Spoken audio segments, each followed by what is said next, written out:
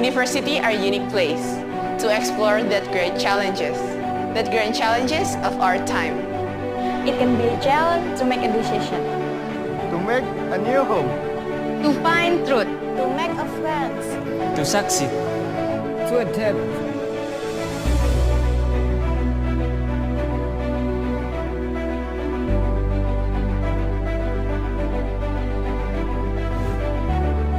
in today's competitive market.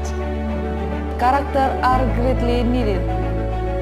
Research was created to endure some of the problems that humanity face. And to our solution properly, we make an important contribution. Through our research support, we help others.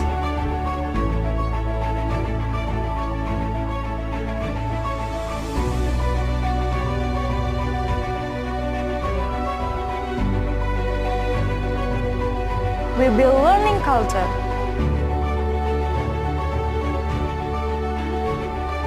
With high social responsibility.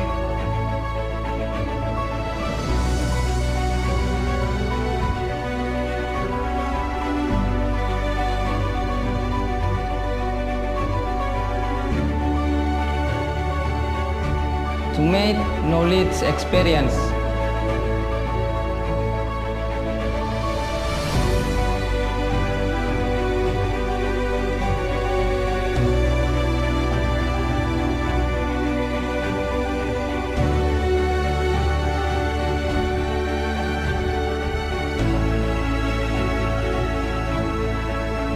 And also war experience.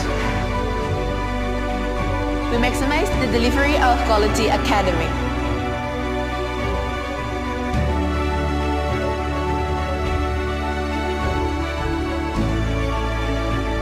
Our lecturers and staff are always there for you.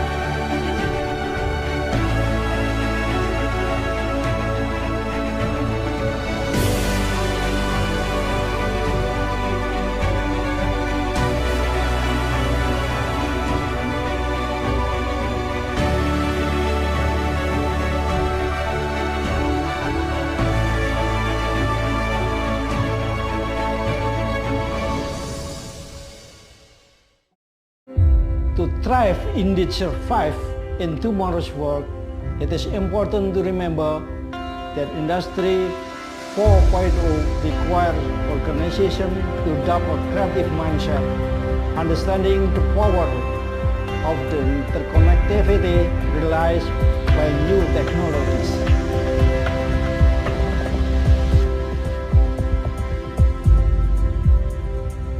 Here at Wijaya Kusuma University of Surabaya, we overcome these challenges with a simple word. We just say hi, and that changes the world. I'm Yofian. I will be medical veteriner. I'm Dinda and I will be lawyer. I'm Juventio. I will be agriculture engineer. I'm Safira and I will be a politician. I'm Anissa and I will be a lecturer. I'm Ista, I will be doctor. I'm Yuka, and I will be a manager. I'm Ain, I will be accountant.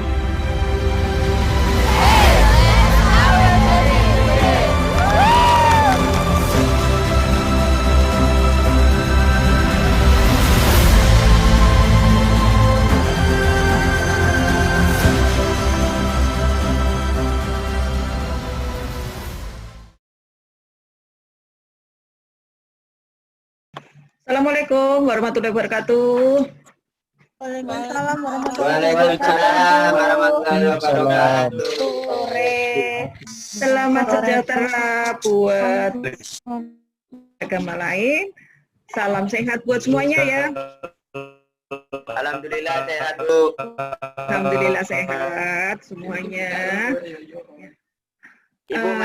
Ibu sehat, Bu ya. Alhamdulillah sehat. Sopo iki ya. Alhamdulillah sehat semua, Mas. Ya. Amin, amin, Bu. Amin. Oke. Alhamdulillah, rabbil alamin. kita masih bisa ketemu maupun virtual. Ya. Alhamdulillah kita masih ketemu. Nah, kali ini, jadi FEB memberikan pengarahan dengan model virtual kali ini. Tapi nggak apa-apa lah, semoga dengan ini Anda bisa segera melanjutkan targetmu. Targetmu kan segera lulus ya? Ya, Ya kan? Bu. Iya, Bu. Ya, Bu. Meskipun kondisinya pandemi, meskipun ada corona, tapi targetmu skripsi segera lulus. Sing pengen nikah, target nikahin dan nikah ya. Siap, Nah, Bu. siap. Amin, Bu. Amin. Oke. Bu, Bagas. Oke. Nah, kali ini nanti maksud saya kita ini sudah saya buka. Nanti agenda kita hari ini saya yang memberikan pertama tentang bagaimana itu nanti harus menghubungi dosen. Saya lebih ke memberikan arahan tentang etikanya. Bagaimana sih etika untuk bimbingan? Apa sih yang harus kamu lakukan pertama setelah Anda mendapatkan pengarahan di hari ini? Kemudian setelah saya kasih waktu ke Bu Jamilah, nanti yang lebih membahas tentang isi daripada buku pedoman skripsi yang sudah Anda unduh ya, yang sudah Anda unduh di FEB. Kemudian nanti yang terakhir adalah Bapak Gigi yang memberikan arahan tentang Turnitin, karena skripsi Anda sejak 2018-19 ya Bu Jamilah ya, sudah wajib di-upload di e-repository. Nah, kalau sudah wajib berarti mau tidak mau kita berlaku dengan plagiasinya. Makanya itu nanti diberikan arahan sama Pak Gigi bagaimana supaya skripsimu lolos, ya sudah maju, tapi juga lolos juga untuk Turnitin.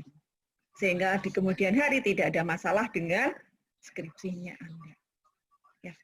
Untuk menyingkat waktu, ya, nanti saya berharap sih kita dari Prodi berharap sebelum maghrib sudah selesai dengan tanya jawabnya sekalian. Ya. Lebih cepat lebih baik. Tapi lebih cepatnya lebih baik, tapi Anda mengerti apa yang harus dilakukan. Oke, setelah ini nanti Anda sudah buka di webnya FEB ya, siapa dosen pembimbing dan sebagainya ya. Iya, Bu. Sudah, Bu. Sudah tahu dosen pembimbingnya, berarti Anda sudah tahu, sudah mencatat. Nah, sekarang cari baikpun nomor handphonenya dosen pembimbing itu dicatat. Kemudian yang menghubungi adalah Anda, menghubungi dosen pembimbingnya ya. Dosen pembimbingnya Anda ya disapa dulu. Assalamualaikum, selamat sore, selamat pagi. Tapi ingat ya, kalau malam jangan lebih dari jam 8 atau jam 9 ya. Tapi kalau pagi ya jangan jam 6 tok hubungi toh. Nak, apa mari salat subuh tok hubungi ya.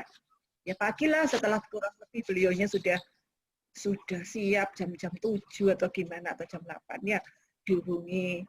Selamat pagi Ibu Bapak, saya ini mahasiswa manajemen salah satu dari bimbingan Ibu Bapak. Nah, Anda sudah bisa ambil download kan bimbingan kan? Ya. Sudah, bisa Bu. Download? Sudah. Nah, itu di-download. Nah, itu Ya, di-download. sudah, Bu. Nah, kemudian disampaikan ke beliaunya, ke dosen pembimbingnya. Disampaikan semoga maksud saya dosen pembimbingmu juga ada WA ya. Sehingga kalau ada WA kan gampang ya, kamu foto atau kamu scan, kamu kirimkan di WA. Bu, Ya. saya kena itu, Bu. Kak Giana itu nggak ada nomor WA-nya, Bu. Nanti yang hal-hal maksud saya yang nanti nggak ada bagaimana nanti ya, nanti maksud saya nanti yang ini yang berjalan normal dulu. Nanti bisa dihubungi dan sebagainya. Ya, kalau sudah nanti baru janjian, kesepakatannya gimana? Anda bikin kesepakatan untuk langkah bimbingannya bagaimana? Apakah Anda langsung bikin proposal atau janjian ketemuan atau mungkin cukup video call atau bagaimana? Anda harus ngikut dulu ya, maksud saya ikuti aturan mainnya dosen. Ya. Kemudian yang dosen ada pembimbing 1-2, tidak semua sih, ada yang pembimbingnya hanya 1 tapi ada beberapa anak ada 1-2. Siapa yang ditemui duluan? Yang ditemui duluan adalah dosen pembimbing 1. Karena dosen pembimbing satulah yang bertanggung jawab sepenuhnya terhadap skripsi Anda. Jadi dosen pembimbing satu nanti yang ketemu dulu, kemudian tanyakan sekaligus bagaimana langkah selanjutnya. Ya, biasanya sih 1, 2, 3 itu 1, baru 4, 5 pembimbing 2, tapi secara keseluruhan kembali lagi ke dosen 1.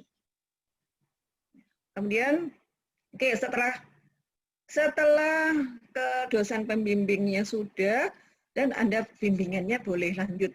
Apakah nanti via WA, via email, dan sebagainya, atau via ketemu, atau bagaimana. Itu yang harus Anda tanyakan. Dan ingat, maksud saya etika ya. Maksud saya etika yang pertama, itu karena gini loh, kesan pertama itu sangat membekas di dosenmu. Ya, makanya buat kesan pertamamu itu yang manis gitu loh. Ya, apalagi kondisi kayak gini kita nggak bisa ketemu, ya buat kesan pertamanya itu yang enak. Kesan pertama begitu menggoda ya. Nah, kalau kesan pertamanya baik, ya nanti dosenmu juga akan menyambut dengan terbuka. Dan maksud saya gini loh, kemarin sudah ikut Medpen ya.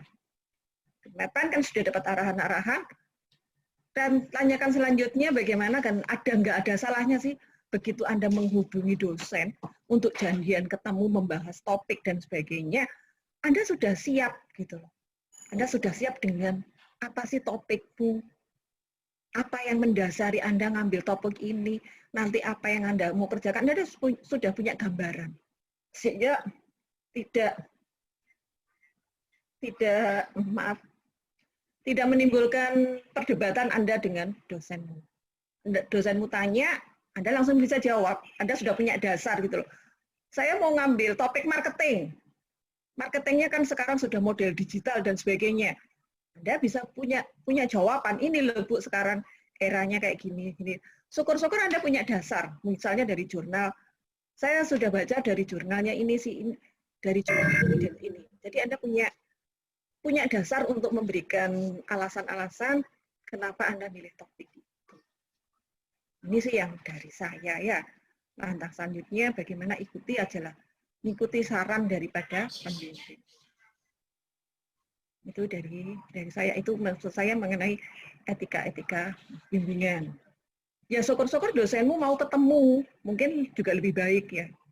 Karena bimbingan yang pertama itu memang enaknya sih ketemu, cuman tidak semua dosen itu bisa mau ditemui. Gitu, ya.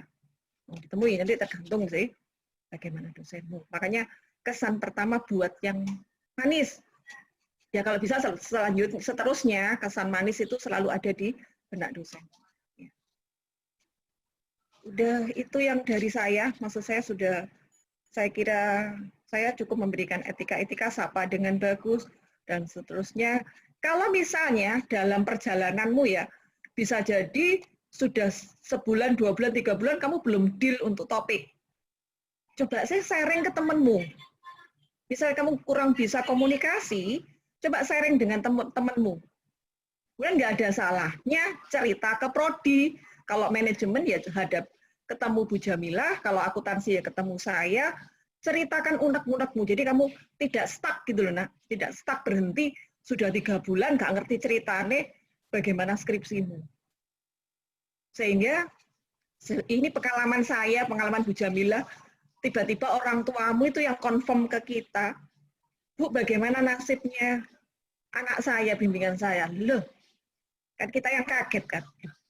Bagaimana sih orang anaknya nggak informasi, dosen pembimbing juga nggak informasi, kan kita prodi nggak tahu. Makanya kalau Anda ada masalah, ada kendala, ya nggak tahu kendalanya apa, coba cerita unek-uneknya, ya langsung aja ke prodi nggak apa-apa. Tapi kalau misalnya Anda bisa cerita unek-uneknya ke temanmu, ya cerita di unek-uneknya ke temanmu.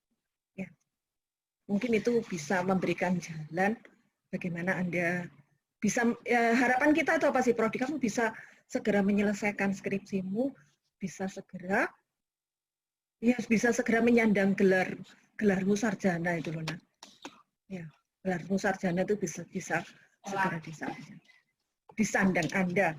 Mumpung sekarang aturannya dikti belum macam-macam, nanti kalau sudah aturannya dikti macam-macam kamu mundur lagi. Saya sih eman. Ya, kalau mundur lagi itu eman. karena di akuntansi masih ada 2014 masih ada yang program, baru program. Makanya kok sudah 2014, berarti mau tidak mau kan harus segera selesai. Oke, bisa jalan ya, bisa mengerti semuanya ya. Insya Allah bisa, Bu. Oke, jadi buat tolong bimbingan etika tetap dijaga. Kalau ada masalah hubungi dengan prodinya. Cerita aja di prodi. Ya. Oke. Ada yang Oke, siap. Alhamdulillah kalau semuanya mengerti. Oke. Cukup ya Bu Jem, Pak Gige. Saya berikan waktunya ke Pak Bu Jamilah. Bu Jamilah nanti yang agak panjang. Ya, dan semoga Anda juga sudah buka buku panduan skripsi ya, ada di webnya FEB. Oke, thank you. Alhamdulillah. Ya. Saya akhiri Terima dulu. kasih. Wassalamualaikum warahmatullahi wabarakatuh. Oke, monggo Bu Jamila. Waalaikumsalam warahmatullahi wabarakatuh. Salam. Oke, saya mulai ya. Saya mulai dulu. Assalamualaikum warahmatullahi wabarakatuh. Selamat sore untuk semuanya. Waalaikumsalam warahmatullahi Waalaikumsalam warahmatullahi Ya, salam sejahtera untuk kita semua. Baiklah, saya langsung saja untuk share ya. Untuk share PPT ya. Ya Bu Jem, monggo. Oke. Jadi ini adalah PPT untuk pengarahan bimbingan skripsi semester gasal tahun 2020-2021. Nah, untuk materinya itu ada beberapa, diantaranya tentang TOEIC ya, kemudian tentang pembayaran program skripsi, tentang dosen pembimbing, kartu bimbingan, batas bimbingan, denda skripsi, syarat ujian skripsi, syarat yudisium, syarat wisuda, komposisi dosen penguji, materi ujian komprehensif, dan plagiasi ya. Nah, yang pertama dulu yaitu tentang TOEIC ya. Skor untuk TOEIC itu minimal 450 bagi angkatan 2015 dan sesudahnya. 2015 dan sesudahnya itu ya berarti 2016 dan 2017 atau mungkin bahkan 2018 yang sekarang ikut masuk ya, yang transferan. Nah, bagaimana dengan angkatan 2013 sampai dengan 2014 itu bebas skor. Yang penting Anda mengikuti TOEIC ya, dan kemudian ada skornya. Ya. Kemudian untuk pembayaran TOEIC, ya ini sudah tahu 250 pagi dan 300.000 yang malam. Bagi mahasiswa yang posisinya saat ini, apa namanya, tolong di mute ya, yang dimatikan mikrofonnya. Nah, bagi mahasiswa yang rencana lulus di semester ini karena di semester depan itu sudah tidak ada mata kuliah sama sekali, terus tinggal di semester 7 ini saja, ya wajib ya untuk mengambil TOEIC sekarang. Karena apa? Salah satu syarat dari yudisium itu adalah Anda lulus TOEIC. Bu, lah ini saya itu sudah terlanjur telat mendaftar. Karena kan TOEIC sudah dimulai per 14 September ya. Maka tunggu saja, nanti akan ada kira-kira 2 atau 3 bulan lagi ya, itu akan ada pengumuman. Biasanya setelah UTS ya, itu akan ada pengumuman tentang dibuka kembali pendaftaran TOEIC. Jadi yang tanggal 14 September kemarin itu belum sempat mendaftar ya, belum ikut kuliahnya ya, maka silakan nanti tunggu aja pengumuman, selalu pantau web ya. Jadi selalu dipantau webnya, kemudian dilihat apakah Anda sudah ada pengumuman untuk mengikuti TOEIC ini ya. Jadi jangan khawatir yang sekarang nggak dapat, nanti akan ada lagi. Nah, fasilitasnya adalah kuliah 4 kali, kemudian 2 kali kesempatan mengikuti ujian. Misalnya nih, Anda pertama kali ujian, kok skornya 400, kan kurang, tadi minimal kan 450. maka Anda boleh ikut ujian lagi, wajib ikut ujian lagi ya, supaya skornya itu bisa 450 gitu ya. Nah, Bu, saya harus bayar lagi, tidak usah, karena 250 atau 300 ini Anda sudah mendapatkan 2 kali kesempatan untuk mengikuti ujian. Bagaimana jika belum lulus, sudah 2 kali tapi kok belum 450? Nah, itu berarti Anda harus mengulang TOEIC. Berarti Anda harus membayar ya. Anda harus membayar berapa ini? 200.000 pagi, 250.000 malam, maka akan ada lagi 2 kali kesempatan ujian. Nah, kalau sudah 4 kali kok yo gak lulus-lulus, kok yo kebangetan ya. Karena kan sebenarnya kan sudah diarahkan untuk bisa menjawab gitu ya. Ini ya, NB jika mahasiswa sudah berskor 450, boleh nggak sih sebenarnya ngulang ujian? Ya boleh-boleh aja ya, tapi itu akan menyulitkan kalau ternyata skornya malah lebih rendah, itu kan yo nanti malah menyulitkan Anda sendiri ya. Jadi kalau sekiranya sudah mencapai skor 450 ya sudahlah gitu ya.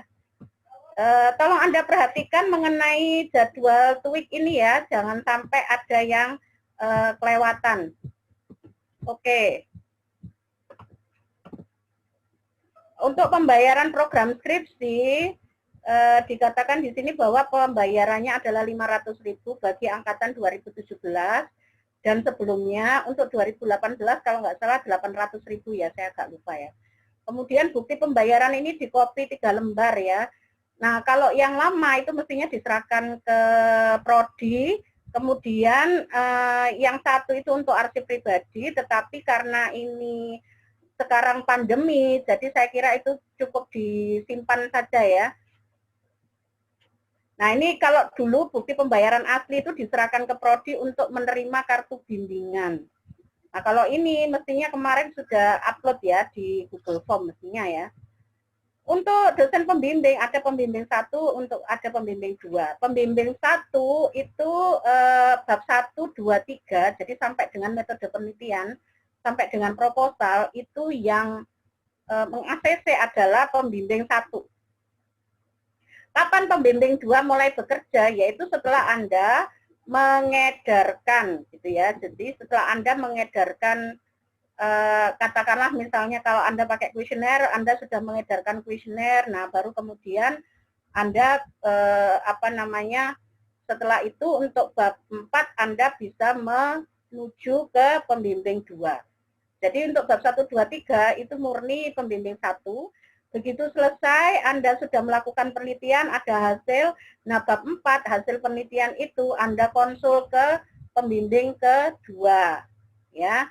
Nah, kalau pembimbing kedua sudah oke, Anda balik lagi ke pembimbing 1 ya untuk menunjukkan hasilnya ya. Waktu dan tempat pembimbingan, karena untuk GASAL 2020-2021 ini kuliahnya masih secara online, maka waktu dan bimbingannya juga secara online. Secara online itu bisa bervariasi. Kenapa?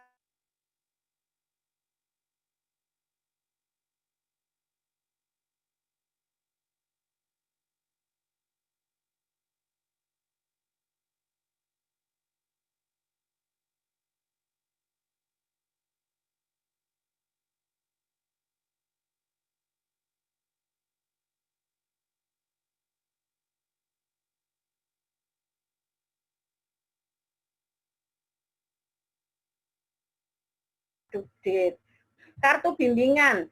Nah, masing-masing kan sudah bisa download ya, sudah bisa download kartu bimbingan. Nah, kartu bimbingan itu di print ya, Anda print. Kemudian setiap kali bimbingan, ya bimbingannya misalkan lewat WA atau apapun itu, nah Anda silakan Anda tulis di kartu bimbingan yang Anda print tadi. Misalnya tanggal 2 Oktober itu sudah WA dengan dosen pembimbing mengajukan judul, ditulis mengajukan judul tanggal 2 Oktober gitu ya. Nah, tapi belum di ACC, ya ditulis sih belum ACC gitu ya. Loh Bu, di situ kan ada tanda tangannya pembimbing 1 dan 2. Ya dikosongi aja, karena kan memang belum bisa bertemu secara fisik ya. Jadi selagi belum bisa bertemu secara fisik, ya udah dikosongi aja. Nah terus ngisinya kapan Bu? Ya ngisinya nanti kalau pas ujian skripsi itu kan dilakukan secara offline, secara tatap muka. Jadi pada saat itu dosen pembimbing tinggal rapel tanda tangan. Ya, rapel tanda tangan itu maksudnya dari tanggal sekian sampai tanggal sekian itu sudah ada kalimatnya, beliaunya tinggal tanda tangan saja. Untuk tanda tangan itu minimal 8 kali ya, minimal 8 kali. Jadi minimal Anda bimbingan dengan dosen pembimbing itu minimal 8 kali ya, atau 8 tanggal. Gitu, nggak boleh kurang dari itu. Bu, boleh lebih, tapi kurang nggak boleh. Nah, setiap bimbingan harus dibawa, berhubung kita online ya, setiap bimbingan Anda tulis ya. Next, mahasiswa harap meminta dosen pembimbing untuk tanda tangan setiap kali bimbingan. Nah, namun karena kita online ya, jadi nggak bisa ya. Nah, karena dosen itu tidak punya tidak bisa tanda tangan, mohon ketika WA dengan beliau untuk janjian dan sebagainya itu disimpan, jangan di-del ya. Karena kadang itu menjadi bukti Anda itu aktif bimbingan atau tidak. Ya, misalnya Anda pertemuan pertama ngajukan judul, pertemuan kedua ngajukan judul, pertemuan ketiga ngajukan judul, belum di ACC terus. Nah, itu harus ada buktinya. Ada buktinya, misalnya dosennya bilang, saya tidak setuju dengan judul Anda. Lagi, ditulis lagi, WA lagi dosennya, saya nggak setuju dengan judul itu. Lagi, tanggal berikutnya ditulis lagi. Nah, itu sebisa mungkin itu Anda simpan, Anda rekam sebagai bukti bahwa Anda aktif dalam melakukan pembimbingan. Jangan sampai itu kemudian Anda del, sehingga ketika Anda lapor, Bu, saya ini sudah aktif bimbingan kepada Pak ini, Bu ini. Tapi sampai dengan sekarang, saya itu tidak di ACC. Terus kita prodi akan tanya, mana buktinya? Wah Bu, nggak ada buktinya, sudah saya del. Lah, kalau nggak ada buktinya, bagaimana kita bisa tahu kalau Anda itu aktif atau tidak? Ya. Jadi tolong WA atau email Anda dengan dosen pembimbing, jangan dihapus. Karena itu sebagai bukti keaktifan Anda dengan dosen pembimbing. Jangan sampai Anda kemudian lapor, tidak ada bukti, nah kemudian karena tidak ada bukti, dosen pembimbing, yang namanya dosen pembimbing banyak ya yang dibimbing, lah itu bisa lupa. Mungkin akan menganggap Anda itu tidak pernah bimbingan, karena kan tidak ada buktinya. Gitu ya. Dosen kalau habis WA ya bisa dihapus. Ya kan ngebek-ngebeki gitu loh. Nah, berarti yang nyimpan ya harusnya Anda, bukan dosennya gitu ya. Kalau kartu bimbingan hilang ya, saya kira nggak hilang ya, karena kan Anda bisa download lagi kan.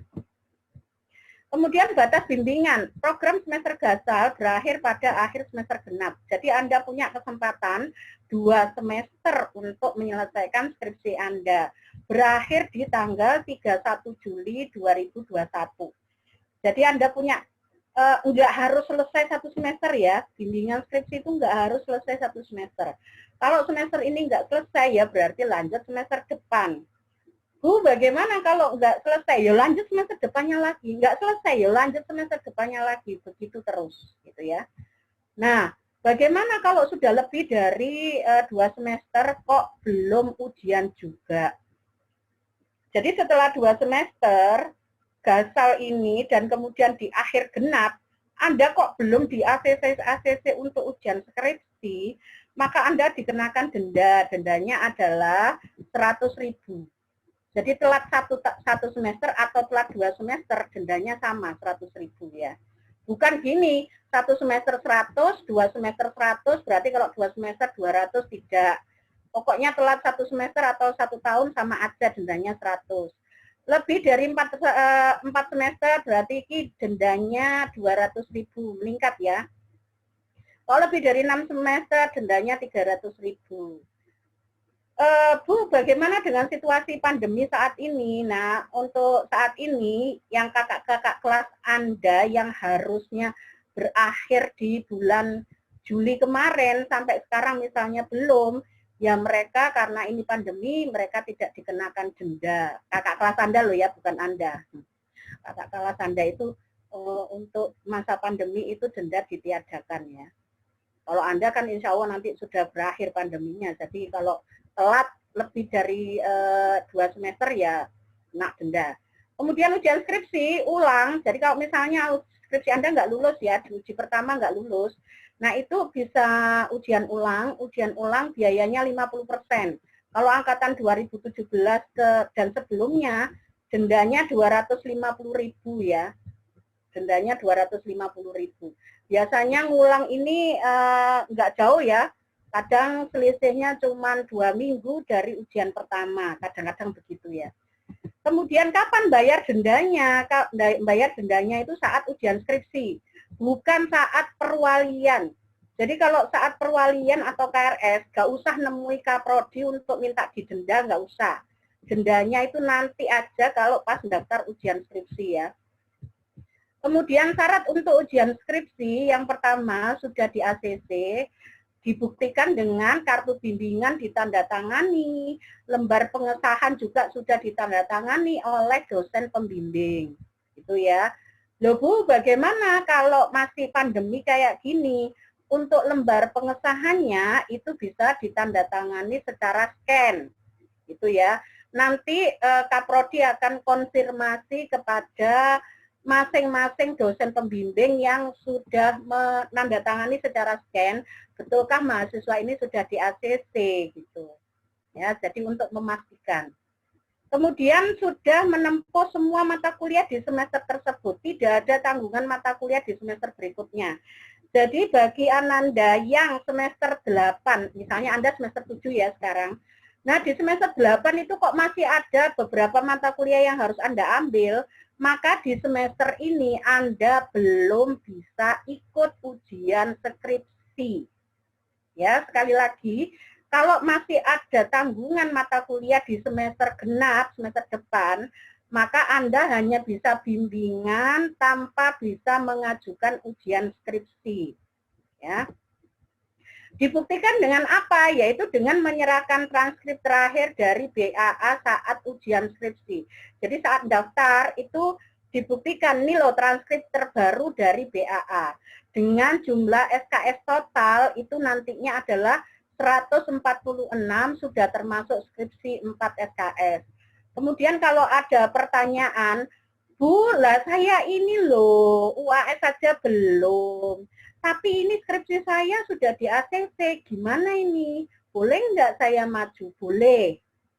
Kan mata kuliahnya tinggal yang di UAS saja tadi kan. Apakah Anda boleh maju? Boleh. Tapi kalau sudah lulus ujian skripsi, tadi ya, apakah Anda bisa langsung di yudisium? Tunggu dulu. Lihat dulu dong nilai UAS-nya. Kan tadi ujian skripsinya mendahului UAS. Nah, dilihat dulu, Anda bisa ujian skripsi, Anda lulus ujian skripsi, tapi belum tentu di yudisium. Lihat nilai semester ini hasilnya seperti apa, gitu ya. Kemudian menyerahkan kwitansi asli denda, tapi karena pandemi ya belum ada denda ya, dan Anda kan masih tahun depan ya. Kemudian menyerahkan cetak KRS semester terakhir. Jadi tolong Ananda semua di-capture KRS yang semester ini. Anda semua kan sudah masuk di portal akademik toh, dan sudah divalidasikan.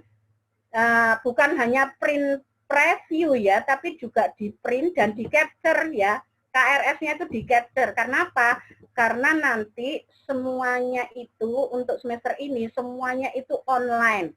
Semua persyaratan itu di-upload lewat e-learning UWKS.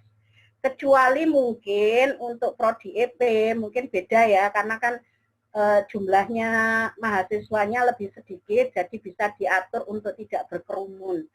Tapi kalau manajemen, saya bilang ya, saya sudah lihat di ELENA, e-learning UWKS, mahasiswa yang terdaftar skripsi di manajemen itu totalnya sekitar 160 sekian.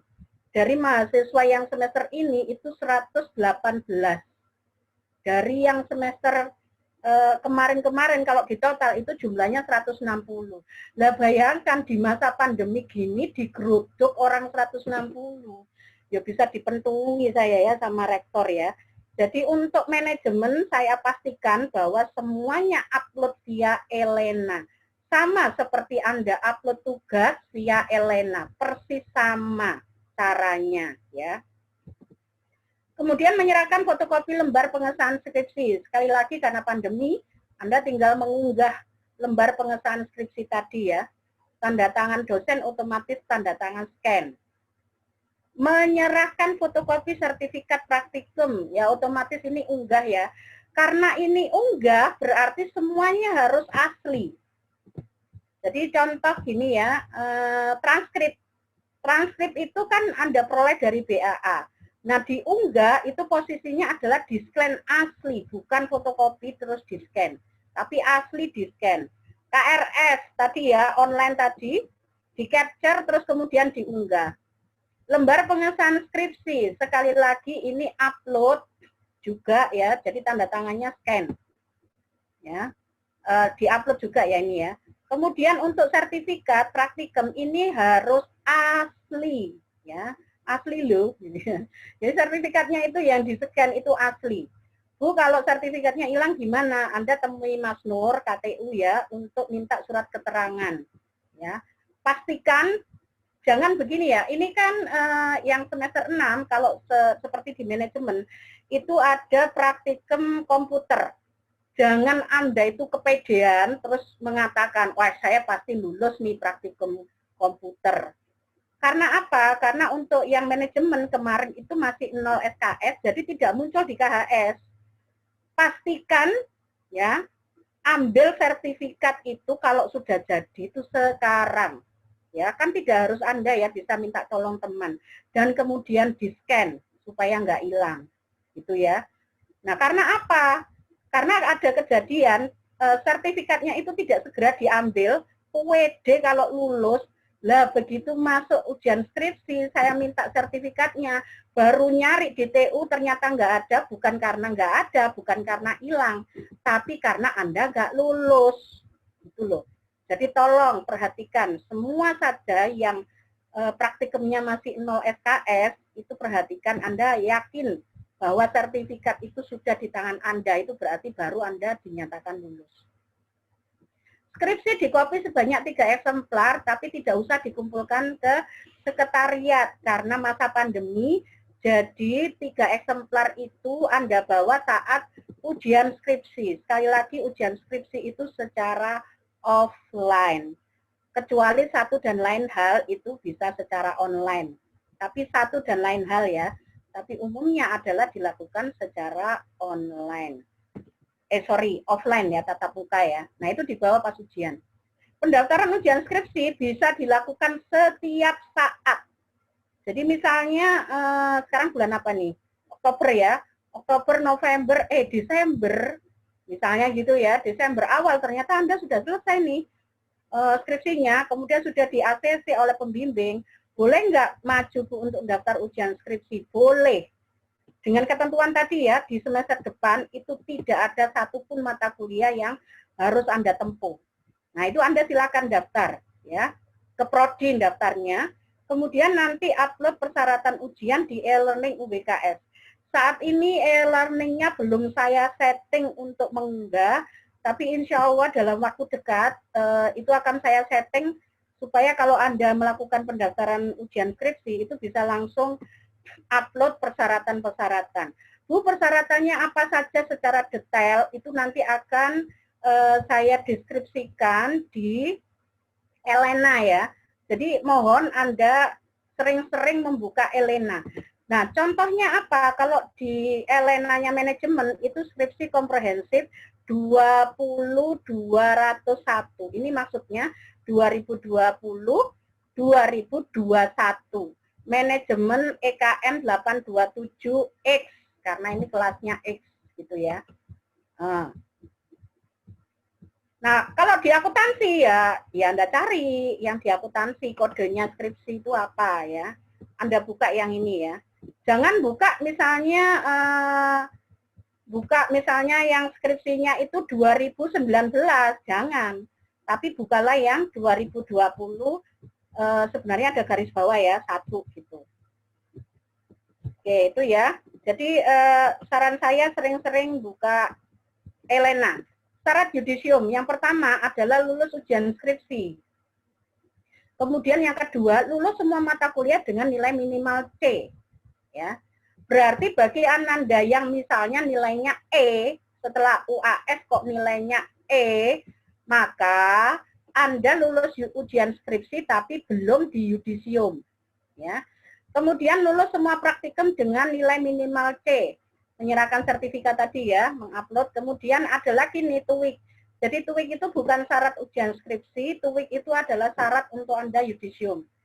Ya, memperoleh berita acara di prodi. Jadi syaratnya yudisium itu memperoleh berita acara. Nah, berita acara itu baru dikasihkan prodi ke Anda dengan cara yang pertama adalah menunjukkan tanda tangan sudah di ACC revisi. Ya, jadi ACC revisi dari dosen pembimbing dan penguji serta lembar pengesahan dosen pembimbing dan kaprodi di kertas berlogo WKF. Jadi nanti setelah selesai ujian skripsi Anda akan dikasih kertas berlogo WK. Nah itu tempat untuk tanda tangan lembar pengesahan dosen pembimbing dan kaprodi ya. Dan itu asli ya, bukan scan. Itu asli. Ya, itu asli, bukan scan. Loh Bu, bagaimana yang dengan luar kota? Nah, pengalaman kemarin itu ada yang dikirim pakai JNE misalnya gitu ya. Loh bisa Bu, bisa. Itu dan itu cepat kok ya. Enggak lama ya. Tak lama-lamanya paling seminggu itu sudah balik. Menyerahkan CD berisi skripsi dan artikel ilmiah. Kemudian mengumpulkan hasil cek plagiarisme skripsi. Nanti ada tim yang menguji plagiarisme Anda dengan menggunakan Turnitin. Ya, terus kemudian plagiarismenya maksimal 25%. Nanti biar Pak Gigi yang menjelaskan ya. Nah, ini ada catatan persyaratan yudisium. Jika ada mata kuliah bernilai D, jadi setelah Anda ujian skripsi, terus kemudian Anda UAS, ini misal ya, Anda UAS, nah setelah UAS ternyata nilai Anda yang semester ini itu D. Apa yang harus Anda lakukan? Nah, berarti Anda mengikuti RC atau remedial course. Caranya adalah pendaftaran LC itu biasanya dibuka setelah nilai keluar. Nilai keluar itu biasanya antara 2 sampai 3 minggu setelah UAS. Nah, sehingga apa? Mahasiswa dimungkinkan ikut yudisium di semester ini. Jadi nanti setelah UAS itu akan ada pengumuman untuk RC. Nah, silakan yang D tadi, yang sudah ujian skripsi ikut RC. Kemudian nanti nilai D itu Anda kerjakan benar-benar ya, supaya itu paling tidak bernilai C. Begitu sudah nilai C, maka Anda bisa ikut yudisium di semester ini.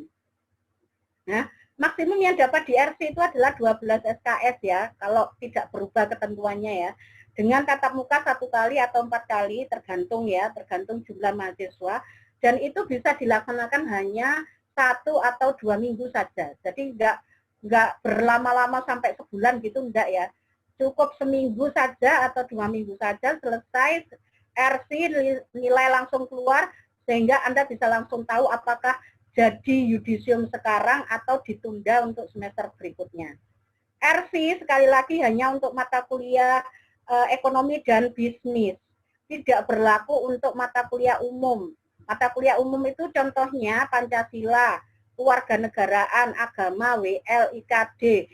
Jadi hati-hati bagi mahasiswa yang semester ini itu menempuh MKU ini, jangan sampai D, apalagi E. Karena apa? Karena tidak ada RC untuk mata kuliah MKU. Termasuk untuk mata kuliah praktikum. Jadi yang di manajemen semester ini itu semester 7 ada 2 praktikum. Hati-hati jangan sampai D, apalagi E ya. Itu alamat Anda lulus skripsi tapi Anda tidak bisa di yudisium. Jika ada mata kuliah bernilai D, E untuk MKU atau praktikum serta bernilai E pada mata kuliah FEB karena RC itu hanya minimal itu D ya. Kalau E nggak boleh. Nggak boleh RC ya kalau RC ya. Nah, kalau bernilai E pada mata kuliah FEB maka mahasiswa yang lulus ujian skripsi tadi tidak bisa mengikuti yudisium. mahasiswa wajib mengulang mata kuliah itu di semester berikutnya. Jika ada mata kuliah saji atau tawaran ulang, atau di semester berikutnya lagi, gitu ya. Sekedar info buat Anda bahwa mata kuliah MKU mulai semester ini itu ditawarkan untuk seluruh mata kuliah. Jadi sebenarnya ada sedikit keringanan ya, karena kalau semester ini tidak lulus itu bisa diulang di semester depan, gitu ya.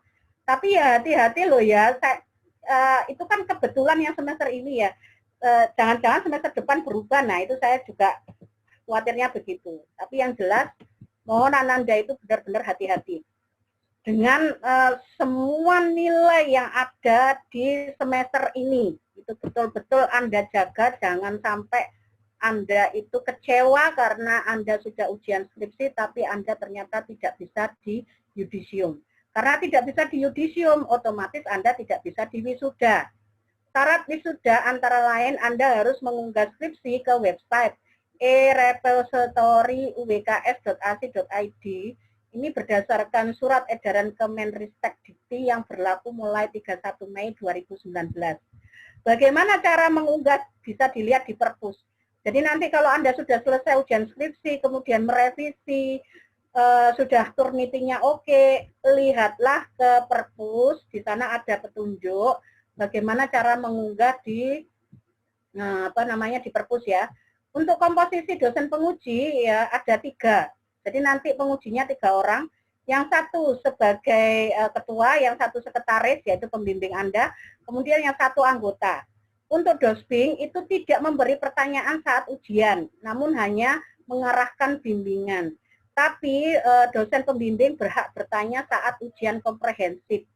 Ujian komprehensif untuk prodi EP nanti yang ditanyakan tanya jawab mengenai teori ekonomi, bank dan lembaga keuangan dan ekonomi pembangunan. Monggo nanti Pak Gige meralat kalau seandainya sudah bukan itu lagi ya. Kalau prodi manajemen yang akan ditanyakan adalah manajemen keuangan, pemasaran, operasional, dan MSDM. Inilah materi yang akan ditanyakan saat ujian skripsi. Ya, ujian skripsi itu biasanya sekitar ya kurang lebih antara 1 jam sampai 1,5 jam. Nah, kalau 1,5 jam misalnya, 1 jam itu untuk skripsinya, 1,5 jam untuk komprehensifnya ya. Kira-kira itulah gambarannya. Materi ujian komprehensif untuk akuntansi itu ada teori akuntansi, auditing, dan akuntansi manajemen. Itu ya. Jadi sekali lagi waktu ujian skripsi misalnya kalau 1 jam, maka 45 menit itu bertanya, Anda ditanya mengenai skripsi, 15 menit itu Anda akan ditanya mengenai komprehensifnya ya. Kalau itu 1 jam. Nah kalau 1,5 jam ya tadi saya bilang mungkin 1 jam skripsi, 1,5 jam komprehensifnya atau mungkin kurang daripada itu ya, tergantung pada tim penguji. Oke, saya kira cukup itu. Nanti kalau ada pertanyaan disimpan saja gitu ya, setelah saya nanti menjelaskan yang terakhir. Sekarang gilirannya Pak Gige untuk menjelaskan plagiasi. Monggo Pak Gige. Oke, terima kasih. Bisa dengar suara saya? Saya mungkin menambahkan mengenai plagiasi ya. Untuk plagiasi, jadi plagiasi sekarang ini skripsi mahasiswa itu harus dicek plagiasi. Jadi mahasiswa itu akan dicek plagiasinya itu tidak hanya bab 45 yang tapi 1, 2, 3, 4, 5.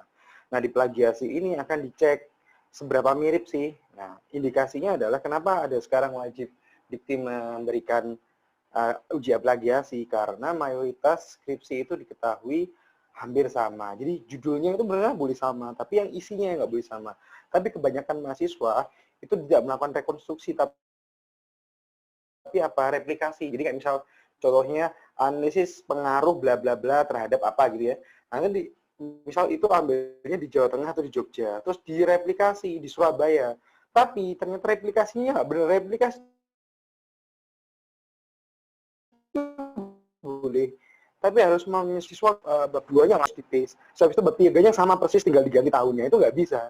Nah, ketika nanti fasilitasi dari kampus, universitas dan fakultas ekonomi itu ada namanya Turnitin ya. Itu software untuk melihat pelajaran skripsi kalian dimasukkan itu nilainya 25%. Nah, kalau skripsi kalian itu di atas 25%, indikasinya adalah kalian copy paste dari orang. Dan hati-hati, Turnitin itu akan bisa tahu kalian mengambil dari mana, web mana, skripsinya siapa, dari mana, halaman berapa, itu akan kelihatan semua.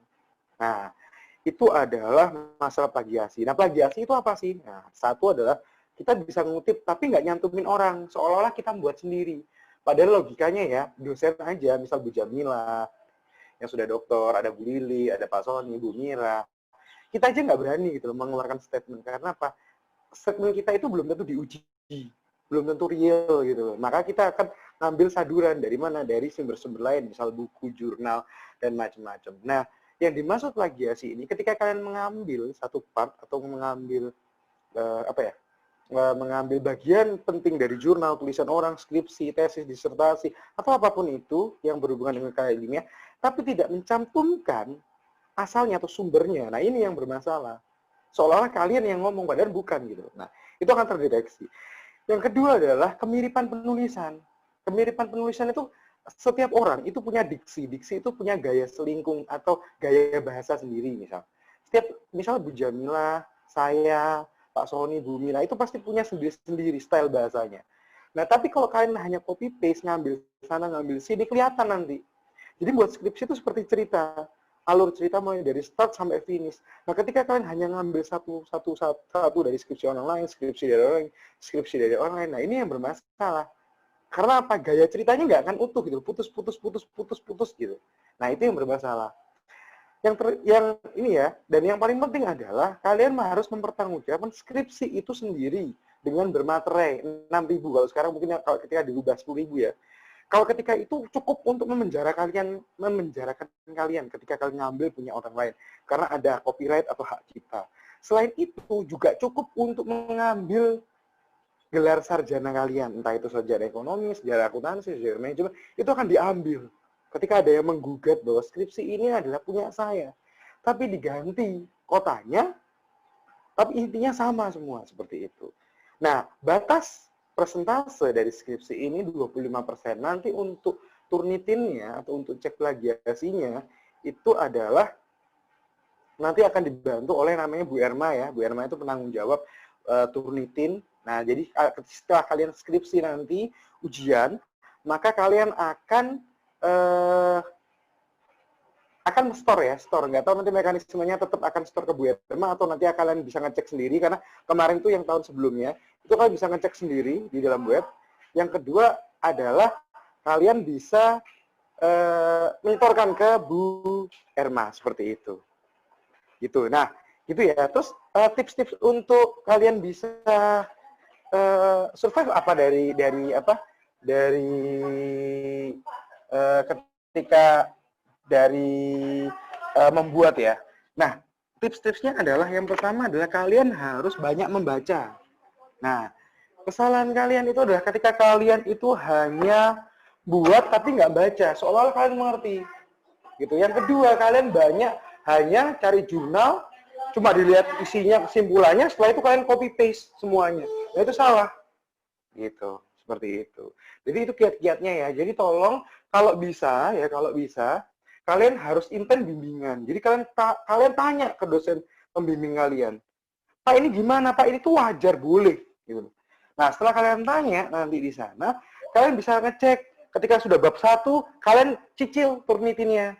Misal menghubungi Bu Jamilah mungkin, bisa menghubungi saya, bisa menghubungi Bu Lili, atau bisa menghubungi Bu Erma ya, untuk Bu saya minta tolong dong ini bisa dicekkan, atau bisa minta ke dosen pembimbingnya. Dosen pembimbingnya punya akun untuk cek Turnitin. Minta dicekkan biar kalian nyicil. Karena apa? Biasanya mahasiswa itu nyentengin udah santai aja. Gitu ya. Setelah ketika ujian skripsi, mau yudisium, mau wisuda, ternyata masalahnya adalah Turnitinnya nggak kecapek. Karena apa? Karena mereka copy paste, ketahuan ini ambil dari web ini ambil dari buku ini ambil dari web ini. Apakah ngambil dariku boleh, tapi nggak boleh 25%. Seperti itu. Saya kembalikan. Terima kasih.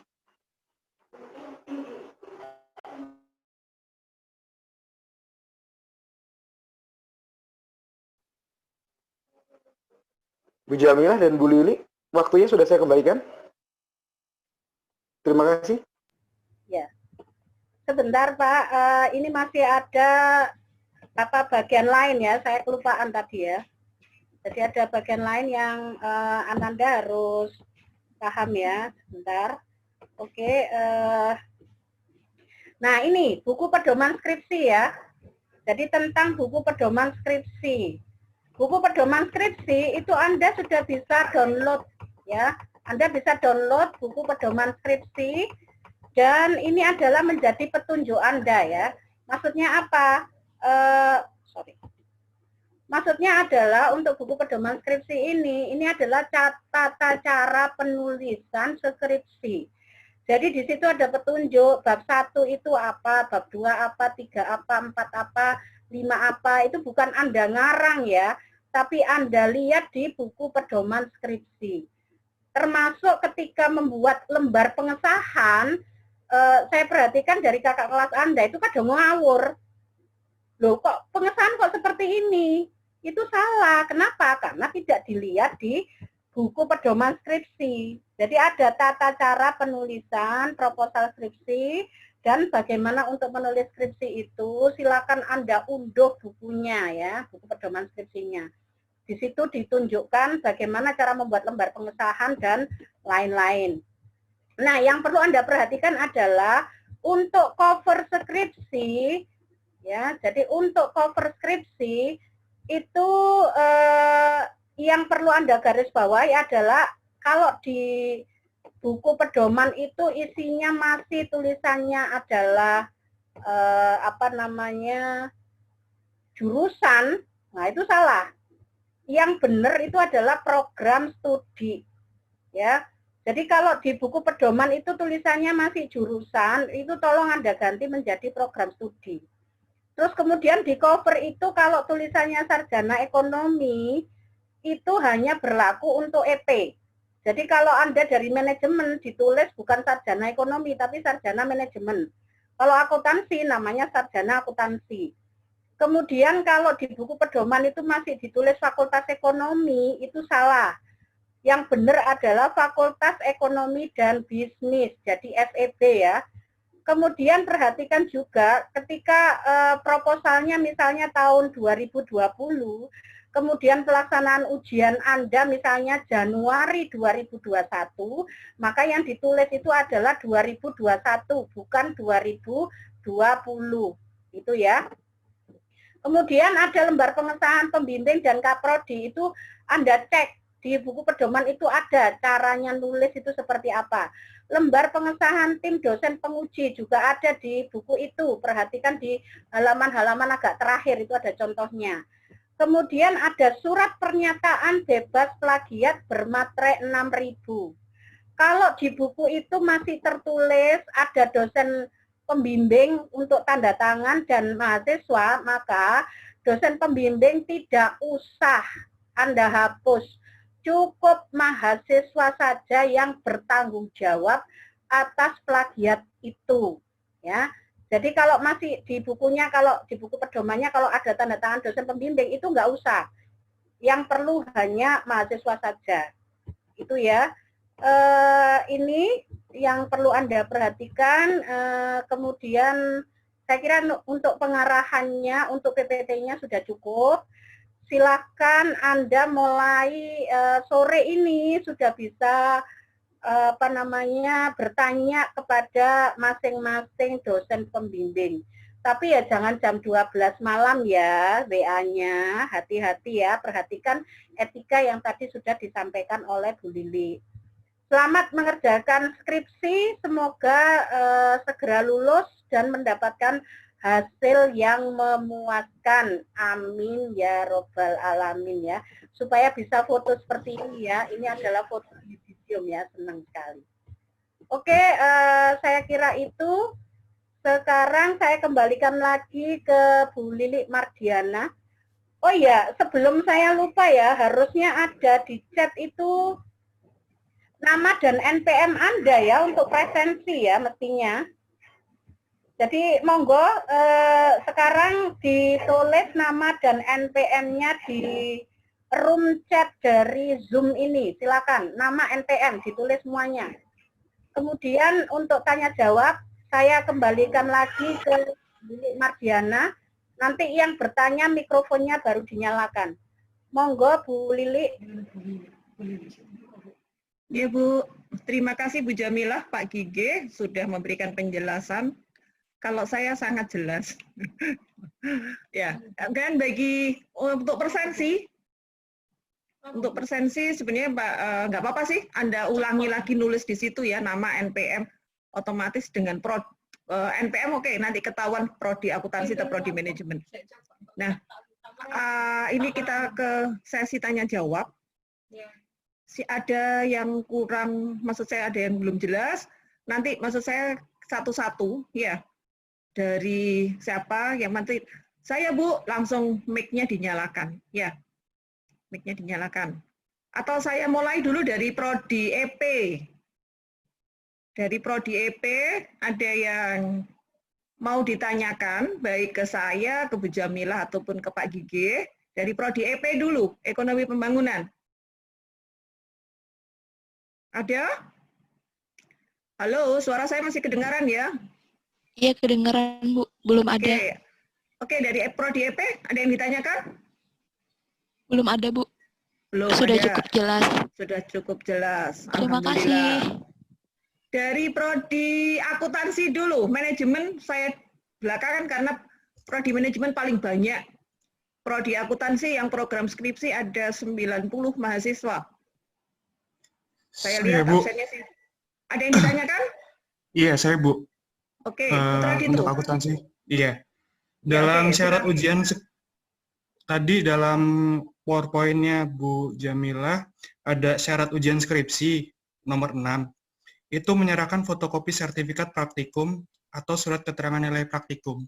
Kebetulan saya mahasiswa transfer, ada berapa praktikum saya yang sudah diakui di universitas saya sebelumnya, Bu. Dan saya tidak ada sertifikatnya itu, Bu, menerimanya. Cuman dalam KRS sudah masuk dan nilainya sudah mencukupi. Seperti itu. Oke, terima kasih. Ditampung dulu nggih Bu Jem? Atau langsung mau dijawab? Dijawab satu-satu dulu aja Bu Lili, biar nanti tidak terlupakan. Untuk Saudari Tias, tunggu dulu ya Tias. Biar dijawab dulu Putra, pertanyaannya Putra dijawab oleh Bu Lili dulu. Oke. Tias, jangan dulu. Oke, untuk Putra, kebetulan Putra Dito ini mahasiswa transfer. Kalau mahasiswa transfer itu kan ada konversi ya Mas ya. Nah kalau ada konversi, kalau dari yang lama lab yang sudah Anda akui itu sudah diakui dan berarti masuk ada di transkrip, ya sudah diakui ya sudah. Nanti pada saat Anda ujian skripsi ya tinggal nunjukkan bahwa itu sudah diakui di transkrip, tidak usah. Maksud saya tidak usah menunjukkan sertifikatnya, tidak apa-apa. Karena Anda kan nanti masuk kurikulum 2017 atau 18 gitu ini? 18, Bu. Nah, kurikulum 18 kan berarti yang KKN. Berarti kan semua SKS-mu nanti sudah masuk di kurikulum. Ada di transkrip semua lab-mu. Oke, Bu. Lab-mu sudah ada. Jadi tidak usah. Kalau sudah masuk di transkrip, ya otomatis tidak ada sertifikat. Oke. Ya, karena Anda kebetulan anak transfer aja. Jadi ini secara general angkatan 2017. Angkatan 2017 itu belum pakai kurikulum yang KKNI. Jadi di lab-nya itu belum masuk di transkrip. Nah, karena Anda ini kan spesial mahasiswa transfer dan kebetulan transfernya di 2018 ya. 2018 ya berarti kan ikut kurikulum 2018 ya otomatis lab yang sudah diakui otomatis sudah ada di transkrip. Begitu ya Mas Putra? Jelas? Iya, Bu. Jelas. Oke, nanti tinggal. Oke, makanya ndang maju. Nanti biar tidak ribet dengan transkripmu ya. Iya, Bu. Ada lagi tadi siapa Mbak Tias ya? Siapa tadi yang mau bertanya?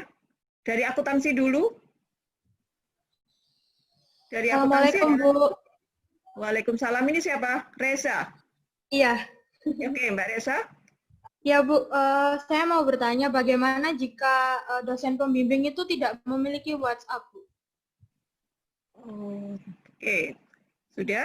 Kalau tidak, saya langsung jawab ya Mbak. Kalau tidak punya WhatsApp, ya berarti kan bisa dipakai SMS ya Mbak ya, pakai SMS atau di by phone. Terus nanti bimbingannya bagaimana, mau ketemu atau mau pakai email atau bagaimana lah, nunggu arahan dari dosen pembimbingnya. Kalau enggak punya WhatsApp, ya nanti komunikasinya bagaimana gitu. Ya. Jelas Mbak? Oh iya Bu, jelas. Berarti melalui SMS, mungkin misal kalau tidak dibalas gitu, apakah kita boleh telepon ya Bu? Iya, nggak apa-apa, tapi diinfo, Bapak, Ibu, mohon, ini kalau saya boleh by phone, saya boleh call, nanti kurang lebih berapa menit gitu. Ya, di handphone yang terbaru, maksudku di Android, itu kan kelihatan SMS yang sudah terbaca atau belum kan kelihatan kan juga, bisa dipantau maksud saya. Iya kan? Nah, itu coba maksud saya fasilitas-fasilitas teknologi seperti itu dipakai. Oh iya, sudah, berarti Anda bisa by phone. Ya. Ya Bu, terima kasih. Oke. Atau Anda lihat jadwalnya. Beliau-beliau ini, Bapak Ibu dosen kan ada jadwal ya. Ada jadwal ngajar kan mesti? Lihatnya di mana Bu? Di jadwal ngajarnya. Jadwal ngajarnya coba Anda kan punya buka di info FEB, di FEB. Di webnya FEB itu kan ada jadwal. Anda cari jadwalnya beliau-beliaunya, jamnya berapa. Nah, minta informasi ke teman-temanmu yang kebetulan diajar sama beliaunya. Ya. Coba minta informasi, nanti kan pasti ketemu ya. Iya, terima kasih. Masa ekonomi gak ngerti ya? Iya, Bu. Oke. Makasih, Bu Lili. Iya. Ada lagi dari akuntansi? Sudah cukup? Saya beralih ke prodi manajemen. Yang paling banyak ya Bu Jem? Ya Bu Lili, ada 118 mahasiswa dari manajemen. Iya, ya, wes manajemen Pak. Bu Jamila iki kewalahan ini ya. Ayo dari pihak manajemen, dari prodi manajemen, siapa yang mau bertanya? Saya Bu. Mbak Rafina. Oke, Rafina. Ya. Iya Bu. Saya ambil alih ya Bu Lili ya. Oh iya Bu, saya ambil alih ya. Oke. Iya, saya ambil alih Bu Lili. Rafina, silakan Rafina. Mau bertanya yang perihal tweet itu ya Bu. Kemarin itu kan waktu saya bertemu Mem Rica itu bilang kalau tweet itu 400 itu sudah lolos, nggak apa-apa. Yang penting di hasil yang dikirim Mem Rica itu yang di highlight itu sudah lolos semua. Dan itu minim 400 memang Bu. Tapi di sini kan Bu Jem mengatakan bahwa harus 450 gitu Bu. Nah ini kan teman-teman saya juga banyak yang di bawah 450 itu tetap ikut 450 atau tetap yang ikut dinilai yang sudah diberikan oleh Mem Rica? Oke, ya Rafina kemarin itu Mem bilang 400 tidak apa-apa, itu karena kemarin itu mahasiswa sudah ujian skripsi, tapi mahasiswa belum ikut tweaknya belum beres gitu. Sehingga akhirnya diputuskan untuk yang ujian skripsi kemarin yang bulan Juli itu atau yang bulan Agustus itu akhirnya diputuskan 400 nggak apa-apa. Tetapi untuk Anda yang belum ujian skripsi kemarin gitu ya, yang angkatan 2017 kan belum ujian skripsi ya, otomatis kan baru sekarang. Itu oleh Mem Rica sudah dibilangi untuk mengulang sehingga mendapatkan angka 450. Tapi kemarin itu kan Anda kan baru ujian sekali, berarti Anda berhak untuk ikut ujian saja yang kedua. Nah, jadi tolong kalau angkanya itu belum 450, tolong Anda ulang, tapi bukan dengan mengikuti kuliahnya lagi, bukan. Tapi ikut ujiannya. Jadi tolong Anda hubungi Mem untuk mengabarkan bahwa Anda belum 450, oleh karena itu Anda akan mengulang. Nah, mengulangnya setahu saya tadi kan 4 kali tatap muka ya. Jadi ya kalau September kan kemungkinan ujian TOEIC itu bulan Oktober kan. Nah, makanya kalau sekarang itu belum lulus, segera saja menghubungi Memrita untuk mengikuti ujian ulang supaya 450. Ya. Ingat, ujian saja tanpa mengikuti kuliahnya. Begitu ya, Rafina, sudah jelas? Iya Bu, sudah Bu. Terima kasih Bu. Oke. Silakan kalau ada yang lain. Boleh bertanya, silakan. Ada? Wah, halo. Kalau ya, siapa ini? Firman. Firman, Bu. Oke, silakan Firman. Oke. Bu, ini kan saya masih ada mata kuliah yang belum diambil. Itu jadi tetap nggak bisa ikut ujian skripsi tahun ini ya, Bu? Tidak bisa, Firman. Tidak bisa. Anda kan anak wali saya tahu kan saya sudah bilang. Oke. Anda bisa bimbingan skripsi, tapi tidak bisa ujian skripsi. Karena jelas-jelas semester depan Anda masih ada mata kuliah yang harus ditempuh. Jadi bimbingan skripsinya bisa agak slow ya. Kalau teman-teman yang lain yang nggak ada mata kuliah itu diburu-buru supaya biasanya Desember ya. Biasanya masa-masa ujian, masa-masa pendaftaran itu sekitar bulan Desember, ujiannya sekitar bulan Januari. Ini saya warning ada. Nah, sekarang kalau misalnya Oktober, berarti Anda punya kesempatan kira-kira 3 bulan ya. Oktober, November, Desember ya. Punya waktu diburu-buru 3 bulan ini harus sudah jadi. Supaya apa? Supaya bisa ujian skripsi di akhir semester ini dan bisa langsung di yudisium. Sehingga bulan Februari ketika KRS-an, Anda sudah tidak perlu KRS-an lagi karena sudah lulus ujian skripsi dan sudah siap untuk di yudisium. Tapi kalau yang belum bisa di yudisium, contohnya tadi misalnya nilainya E, akhirnya kan nggak bisa ikut yudisiumnya kan baru semester berikutnya misalnya.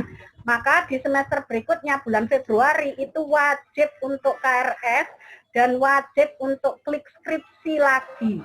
Jadi skripsinya padahal sudah ada nilainya, itu tetap pada saat ulang semester berikutnya itu tetap diklik skripsinya. Jadi meskipun sudah ada nilainya loh ya, itu tetap diklik. Ya. Jadi Firman, untuk semester depan, semester genap, Anda wajib klik skripsi lagi, tapi nggak usah bayar. Karena kan bayarnya sudah. Cukup klik skripsi, cukup klik mata kuliah itu. Ya. Baik, Bu. Oke, Firman paham?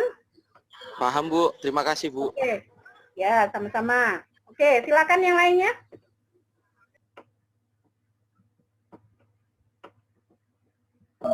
Bu, saya mau tanya, Bu. Inta. Oke, silakan Inta. Berarti ini mulai besok hari Jumat udah bisa start ke itu ya, Bu, terus pembimbingnya itu ya, Bu. Iya, betul sekali. Ya. Jadi para pembimbing meskipun itu surat tugasnya itu belum ada, tapi Prodi sudah menginfokan bahwa mahasiswa itu sudah bisa bimbingan skripsi. Tapi memang dosennya itu belum menerima surat tugas ya. Jadi yang nggak tahu siapa nama-nama anak bimbingannya, itu beliau nggak tahu. Nah, Anda kan bisa mengunduh ya, mengunduh kartu bimbingan kan. Nah, kartu bimbingan itu sebagai bukti bahwa Anda betul-betul sebagai anak bimbing beliau. Ya, paham ya? Ya, Bu, paham, Bu. Ya, silakan. Yang lain, monggo. Silakan kalau ada pertanyaan. Lebih baik bertanya sekarang ya, daripada nanti bingung apa ya gitu ya. Lebih baik ditanyakan sekarang saja.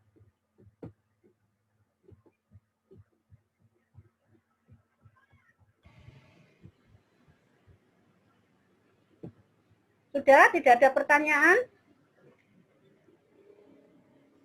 Oke, tidak ada pertanyaan ya. Insya Allah tidak, Bu. Oke. Kalau nggak ada, berarti pengarahan hari ini sudah cukup ya. Kalau sudah cukup, saya ambil alih Bu Jamilah, maaf. Iya, monggo, Bu. Monggo, diambil alih aja. Kenapa Rafina? Rafina? Dong, Mas. Enggak, Bu, kepencet. Kamu apa? Kalau sudah cukup, berarti alhamdulillahirabbil alamin. Yakin. Agenda hari ini tentang pengarahan sudah bisa Anda terima semuanya. Sebelum kita tutup, terima kasih dari Prodi, ya dari FEB. Terima kasih atas kehadiranmu, kesempatanmu meluangkan waktu untuk menerima pengarahan dari kita. Semoga Anda bisa bimbingan dengan lancar dan bisa mencapai target sesuai dengan Anda semuanya. Ya. Harapan kita tadi, 1, etika tetap dijaga, buku pedoman dibaca, kemudian ikuti alur bimbingan dengan baik. Dan semoga kita nanti bisa ketemu lagi di ujian skripsi dan ketemu lagi kita di Yudisium Ganjil 2020-2021.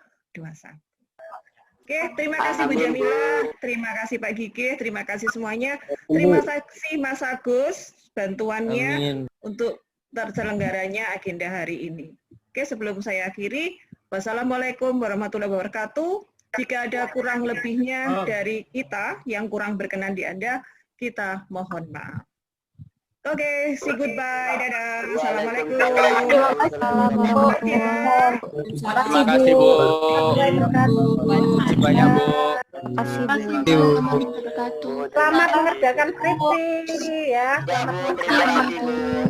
Ya, Bu. Mas Agus, terima kasih Mas Agus. Terima kasih, Bu. Ya, Nanda Terima semua kasih. terima kasih. Terima kasih, Bu. Terima Ya, kasih. monggo live, monggo download semuanya. Tak tertiba. Selesai. Nggak dibuatkan link presennya. Gak apa-apa. Aku